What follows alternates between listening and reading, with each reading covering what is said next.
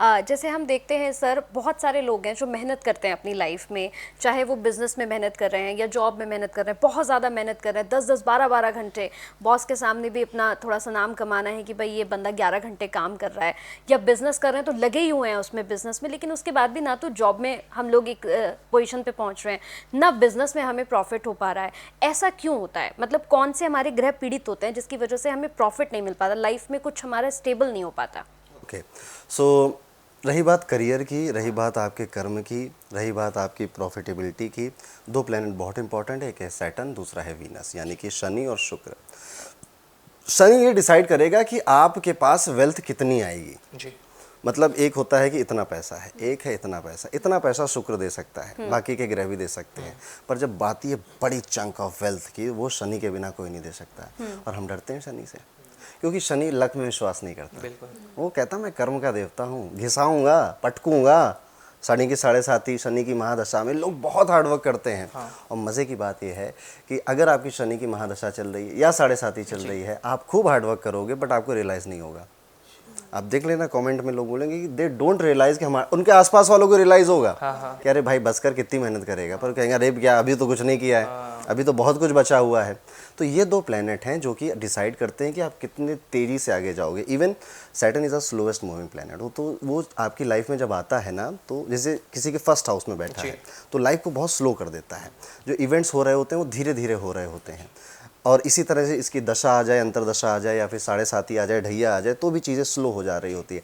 इसी में तो पेशेंस चेक होता है कि जब सर्कमस्टेंसेस आपके साथ नहीं थी, तब आप क्या थे? तब आप हाथ में हाथ धर के बोल दिए मेरी तो किस्मत ही खराब है, ठीक है, शनि का बैठे रहो जी जी, ठीक है। लेकिन आप लगे रहे लगे रहे लगे रहे तो शनि बिकम्स मनी। ओके, तो शनि के उपाय के क्या है? शनि के पहला तो कर्म ही है सबसे बड़ा उपाय शनि का। दूसरे शनि के कई सारे उपाय आप कर सकते हैं। जैसे सबसे अच्छा उपाय शनि के लिए होता है नीलांजनम समाभाषम रवि पुत्रम यमाग्रजम। ये मंत्र है, उसका वैदिक मंत्र है। इस मंत्र को आप जाप कर सको। देखिए जो मंत्र होते हैं ना, अक्सर आप पॉडकास्ट में सुन लेते हो कि मंत्रों का जाप करो, बट किसी को तरीका नहीं पता है। तो मंत्र पढ़ने का सही तरीका, अगर आप ज्योतिष के रूप में पढ़ रहे हैं तो आपको 1,25,000 बार उस मंत्र को पढ़ना है इन द कोर्स ऑफ कितना भी टाइम आप ले सकते हो। आप जैसे फॉर एग्जांपल आज 100 बार पढ़ रहे हो तो वो माइनस होता जाएगा, ठीक है। कल आपने 500 बार पढ़ा, वो भी माइनस होगा। जब आप मंत्र पढ़ रहे हो तब आप प्याज लहसुन नहीं खाओगे, कोई तामसिक चीज़ नहीं खाओगे। आपका फेस नॉर्थ ईस्ट में होगा, नीचे एक आसन में बैठोगे आप, आपके पास एक माला होनी चाहिए और आपका आसन और आपका माला कोई टच नहीं करेगा। This is the right procedure of chanting any mantra. क्या पता है आपको?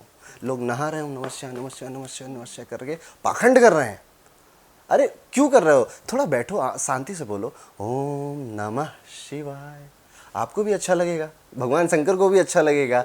तो जल्दबाजी नहीं करनी, पाखंड नहीं करना, सही तरीका पता होना चाहिए कि मंत्रों को करने का सही तरीका क्या है, दान करने का सही तरीका क्या है। अभी एक वो प्रथा चली है कि अरे मैं तो बहुत बिजी हूँ, लाओ मैं इसको छू देता हूँ, तुम इसको दान कराओ, ठीक है। अरे क्या है, पूजा के टाइम पे सुबह सुबह जल्दी जल्दी पूजा करते अगर आप बेड पे बैठे हो बहुत बीमार हो तो एक बार समझ में भी आता है, ठीक है। बट ये जाओ इसको दान कराओ, ठीक है। What is this?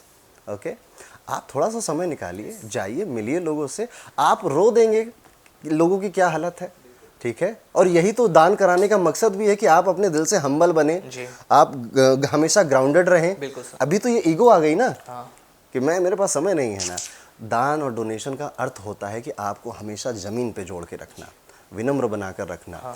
ये आपके मन को ये पता चले बार बार कि यार तुमको तुम्हारी ज़रूरत से ज़्यादा मिला है, तुम्हें तुम्हारी औकात से ज़्यादा मिला है, तो जितना मिला उतना बांट दो और मिलेगा, ठीक है। और हमारी हिंदू फिलॉसफी भी इसी पे बेस्ड है, ठीक है। और तो ये वाले काम नहीं करने चाहिए। तो डोनेशन भी इंसान गलत कर रहा है, मंत्र भी नहीं पढ़ने आते, फिर कहता उपाय काम नहीं करते, ज्योतिष काम नहीं करता। अरे काम सब करता है, आपको करना नहीं है, सही तरीका नहीं अपना रहे हैं। अभी आपने एक आंसर में हौरा की बात करी थी जिसमें शेयर मार्केट का आपने जिक्र किया था। थोड़ा हौरा को ना क्लियर करके समझाइए, क्योंकि जो व्यूअर्स देख रहे हैं उनको समझ आ जाएगा एक्चुअल में हौरा है क्या। ओके, सो होरा क्या होता है कि जैसे हम हफ्ते के 7 दिन होते हैं, इनके नाम किसने डिसाइड किए कि आज सोमवारी है, आज को मंगलवार बोलेंगे, आज को बुधवार बोलेंगे, कल गुरुवार है। ये सारे प्लैनेट्स के तो नाम है, ठीक है।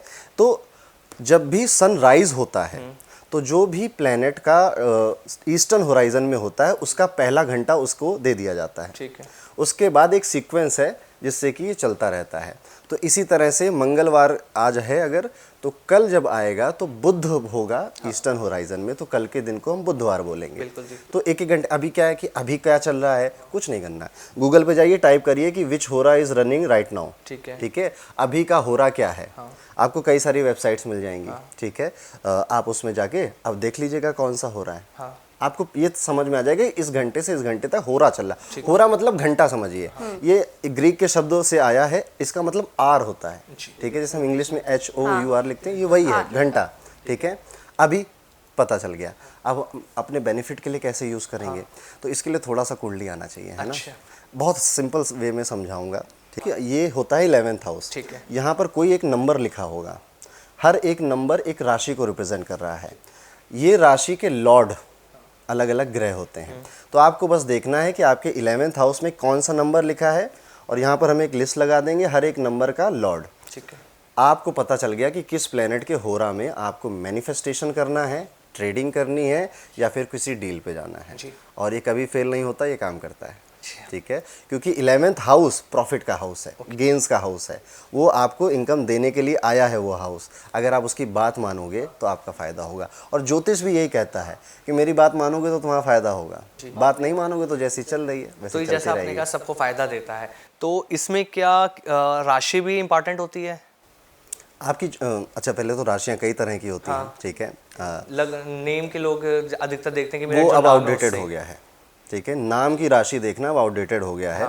आपके फादर का शायद मैच कर जाए, बट अब जो बच्चे आ रहे हैं उनका मैच नहीं करेगा। उसके पीछे का रीज़न है, रीज़न ये है कि पुराने टाइम में जब बच्चा पैदा होता था तो पंडित जी नाम के अक्षर बताते थे। बिल्कुल सर। कि इसका नाम, इसकी राशि कर्क निकली तो इसका नाम H से रख दो, इसकी कुंभ राशि है तो S लिख दो। हम न्यूज़पेपर में भी देखते थे, हर राशि के सामने कुछ अक्षर आते थे, तो घर वाले रख देते थे।